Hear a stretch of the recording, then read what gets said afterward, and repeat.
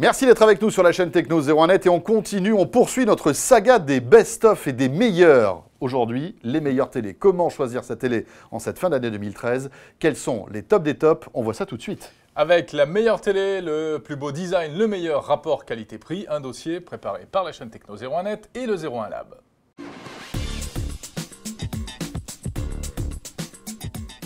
Les meilleures télés du moment donc, et on remercie Bruno Cormier qui a passé à la loupe tous les modèles dont on va vous parler maintenant. Et on commence donc par la meilleure image. Bah oui, c'est important, la qualité d'image. Oui, pour une télé, c'est important, c'est vrai. Évidemment. Eh bien, nous avons choisi, roulement de tambour, attention, Panasonic Viera TX 60, atchoum, dont le nom s'inscrit sous vos yeux. Ce qui est important, c'est qu'il faut connaître la taille de l'écran, c'est 60 pouces. Mais c'est vrai juste que les téléviseurs ont toujours des références abominables. Impossible.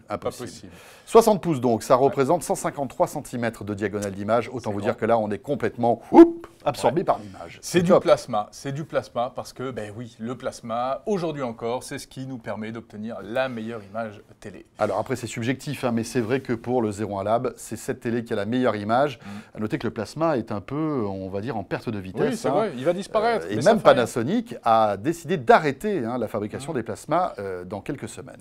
Avec des noirs et des contrastes d'une qualité, d'une intensité absolument incroyable, une qualité même finalement proche de l'OLED, dont on va parler un peu plus loin. C'est vraiment une référence, ce plasma Panasonic. Voilà, son point faible, c'est sa consommation d'énergie. La technologie plasma consomme énormément d'électricité, donc il consommera beaucoup plus qu'un téléviseur LED traditionnel. Voilà, et tout cela pour la bagatelle de 4 300 €, mesdames et messieurs. Et la palme du téléviseur le plus connecté va à LG. Ouais. Ils ont fait fort avec encore un téléviseur dont on ne citera pas les références. 42 pouces, un peu plus petit.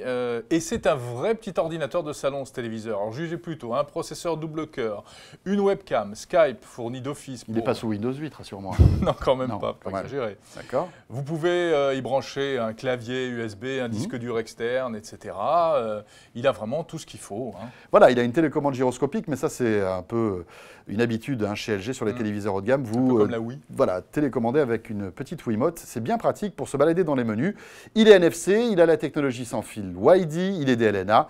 Il a même le système Miracast qui vous permet d'afficher ce qui s'affiche sur votre smartphone directement sur le téléviseur. Ouais. Ah, c'est vraiment le plus connecté du moment. Et en plus, c'est un téléviseur 3D, la 3D passive, puisque c'est la technologie pour laquelle a opté LG. Le plus beau téléviseur du moment, selon nous, selon le 01 Lab et la chaîne Techno 01net, bien regardez, c'est ce téléviseur Samsung, grand format, 55 pouces, 139 cm.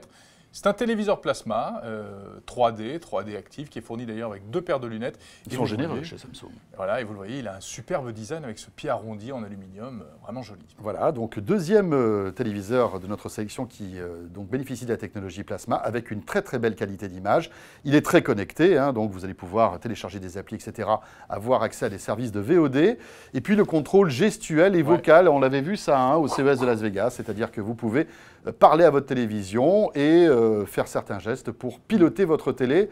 Bon, il y a même une reconnaissance faciale qui vous connecte lorsqu'il sait que c'est vous qui êtes devant votre téléviseur, donc on établit des profils, etc. Voilà, on aime moyennement, enfin, voilà, c'est peut-être un peu too much aussi. Bah oui, le côté smart truc, smart machin, c'est vrai que Samsung rajoute beaucoup de services dans ces télés qui ne sont pas forcément utilisés au quotidien. Eh oui. voilà, celle-là, c'est l'un des segments qui va véritablement vous intéresser. Qu'est-ce qu'on a aujourd'hui pour moins de 1000 € chez Rumos? Eh bien, on a par exemple ce téléviseur Allez, on s'intéresse maintenant au meilleur rapport qualité-prix. Voilà, celle-là, c'est l'un des segments qui va véritablement vous intéresser. Qu'est-ce qu'on a aujourd'hui pour moins de 1000 €, Jérôme, en matière de qualité d'image? Eh bien, on a par exemple ce téléviseur Toshiba, qui n'est pas mal du tout. C'est un 50 pouces, donc c'est plutôt un grand format, 127 cm. C'est du LCD, c'est une dalle Full HD évidemment. Il n'a pas la 3D, alors voilà, pour 800 €, puisqu'il coûte 799 €, eh bien, on a une très belle image, une grande taille d'écran, mais il faut renoncer à certaines choses, notamment la 3D. Et notamment, on n'a pas énormément de ports HDMI, il n'y en a que 2, et vous n'avez aussi qu'un seul port USB, et c'est pour ça que ce téléviseur est abordable, c'est qu'il n'a pas énormément de connectique. Exactement. Le son aussi, à noter, n'est pas terrible, mais c'est malgré tout un très bon rapport qualité-prix. Exact. Bon, alors si vous voulez faire péter la tirelire pour ce Noël 2013, alors là, on a ce qu'il vous faut. On a un téléviseur qui coûte 10 fois plus cher que le précédent, si vous voulez. On passe de 800 à 8000 euros, Jérôme. 8000 euros pour voilà. ce téléviseur LG qui est le premier téléviseur OLED incurvé. Regardez ça, c'est absolument magnifique. Ouais, d'une finesse incroyable, la qualité d'image de l'OLED qui est renversante, 55 pouces, 127 cm. Il est labellisé THX, vous savez, le système de qualité sonore et vidéo de George Lucas.